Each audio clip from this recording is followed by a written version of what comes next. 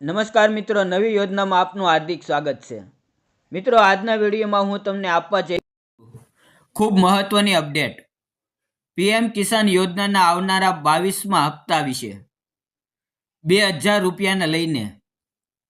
મિત્રો, જેમ કે તમે જાણો છો, 2025ની સાલ હવે પૂર્ણ થઈ ગઈ છે અને 2025માં આપણે 19મો, 20મો, 21મો એમ કુલ 3 હપ્તા મેળવી ચૂક્યા છીએ. હવે 2026ની શરૂઆત થઈ ગઈ છે, ઉત્તરાયણ પણ આવી ગઈ છે અને ખેડૂતોમાં સૌથી મોટો પ્રશ્ન છે કે આવનારો 22મો હપ્તો ક્યારે આવશે, કેટલા રૂપિયા આવશે, ખાતામાં સીધા જમા થવા માટે શું કરવું પડશે. આ તમામ પ્રશ્નોના જવાબ આ વિડીયો પૂરેપૂરો જોવા પર તમને મળી જશે. મિત્રો, વિડીયોની મહત્વની જાણકારી શરૂઆતમાં સ્પષ્ટ કહી દઉં. આ આખો વિડીયો માત્ર 22મા હપ્તા 2000 રૂપિયા વિશે જ છે. જો તમે આ વિડીયો ધ્યાનથી જોશો અને તેમાં જણાવેલી બધી પ્રક્રિયા પૂર્ણ કરશો તો કોઈ પણ પ્રોબ્લેમ વગર સીધા 2000 રૂપિયા તમારા ખાતામાં જમા થશે. મિત્રો, જો તમે હજુ સુધી અમારી ચેનલને સબસ્ક્રાઈબ નથી કરી તો નીચે દેખાતું કાળું સબસ્ક્રાઈબ બટન દબાવીને એકદમ મફતમાં ચેનલમાં જોડાઈ જજો. કારણ કે મિત્રો, આ ચેનલ પર તમને ખેડૂતલક્ષી યોજનાઓ, હપ્તાની માહિતી, લાખો રૂપિયાની સહાય યોજનાઓ વિશે નિયમિત અપડેટ મળતી રહે છે. ખાસ કરીને આ ચેનલ પર મુકાયેલો છેલ્લો વિડીયો જરૂર જોઈ લેજો, જેમાં મેં ખેડૂતોને લાખો રૂપિયા સુધીની સહાય કેવી રીતે મળી શકે તેની સંપૂર્ણ માહિતી આપી છે. આજના વિડીયોના મુખ્ય 2 મુદ્દા છે. મિત્રો, આજના વિડીયોમાં આપણે મુખ્યત્વે 2 મુદ્દા સમજશું.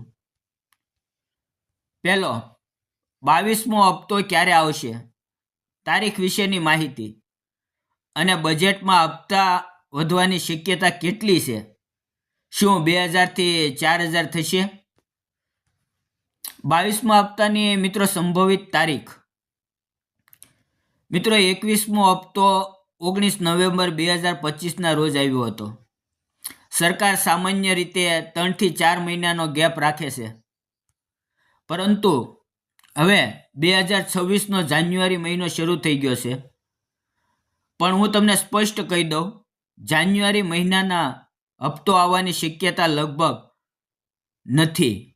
હા મિત્રો, જાન્યુઆરી મહિનામાં હપ્તો આવવાની શક્યતા લગભગ નથી, 99% નથી. ઉત્તરાયણના આ મહિનામાં હપ્તો આવવાની શક્યતા બહુ ઓછી છે. હવે વાત કરીએ ફેબ્રુઆરી મહિનાની, તો ફેબ્રુઆરી 2026માં 22મો હપ્તો આવવાની શક્યતાનું 99% શક્યતા છે.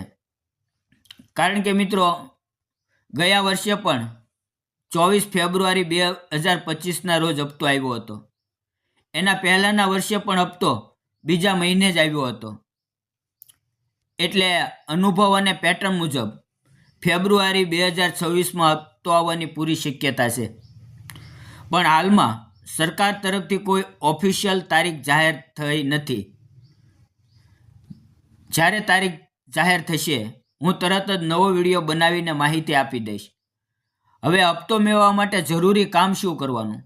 તો મિત્રો, હપ્તો ખાતામાં મેળવવા માટે આ બાબતો ખૂબ જરૂરી છે. પહેલું તો KYC પૂર્ણ હોવું જોઈએ. ફાર્મર રજિસ્ટ્રી એટલે કે ખેડૂત નોંધણી કરાવેલી હોવી જોઈએ. મિત્રો, સરકારે સ્પષ્ટ કહ્યું છે કે જો ફાર્મર રજિસ્ટ્રી નહીં કરાવી હોય તો 2026થી હપ્તા બંધ થઈ શકે છે. મિત્રો, હજુ પણ સમય છે. અંદાજે 1 મહિનો બચ્યો છે. જેટલું વહેલું થઈ શકે તેટલું KYC અને ફાર્મર રજિસ્ટ્રી કરાવી લેજો. જો તમે મોબાઈલથી ઘરે બેઠા KYC કે ફાર્મર રજિસ્ટ્રી કરવી શીખવી હોય તો નીચે કોમેન્ટમાં KYC વિડીયો લખીને જણાવજો. જો વધારે મિત્રો, આપણા ખેડૂત મિત્રો માંગ કરશે તો હું આ વિષય પર સંપૂર્ણ સ્ટેપ બાય સ્ટેપ વિડીયો બનાવી આપીશ.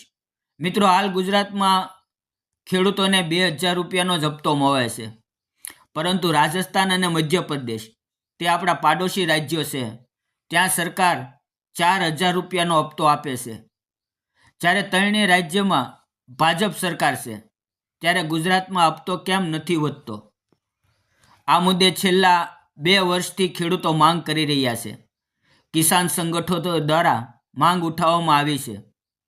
હવે મહત્વની વાત એ છે કે 1 ફેબ્રુઆરી 2026ના રોજ બજેટ રજૂ થવાનું છે.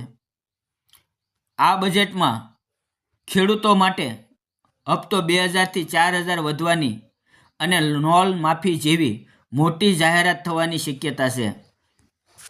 આ વિષય પર હું ખાસ આવતો વિડીયો સંપૂર્ણ માહિતી આપવાનો છું.